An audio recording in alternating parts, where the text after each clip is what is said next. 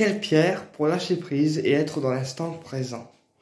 On va travailler avec 3 pierres, dont une pierre qui en réunit 2 à la fois. C'est l'azurite malachite. Donc c'est une pierre très peu connue et c'est une pierre qui est naturellement composée de lapis-lazuli couleur bleue et de malachite couleur verte.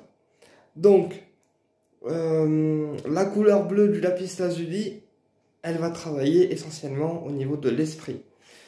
La couleur verte du malachite, elle va travailler essentiellement au niveau du corps. C'est pour ça que l'azurite malachite, comme elle réunit les 2 pierres en même temps, eh bien, ça fait un travail quand même assez complet. Ensuite, on va travailler avec de la houlite. Donc, la houlite, qui est une pierre blanche marbrée. La houlite, elle permet de mieux digérer les situations difficiles, les situations récurrentes et les vieux schémas en fait. La houlite, elle peut aussi être bonne quand on a du mal à dormir parce qu'on a un mental qui cogite trop en fait. Mettre une houlite sous l'oreiller, eh bien, ça va permettre de vous apaiser et de mieux lâcher prise pendant la nuit. Et même en règle générale. Voilà.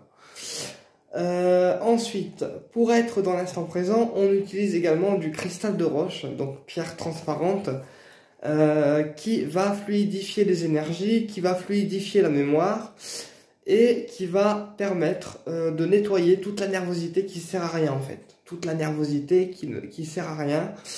Et elle va vous permettre également de lâcher prise et d'apaiser le mental pour ne pas trop être dans le mental et ne pas trop cogiter.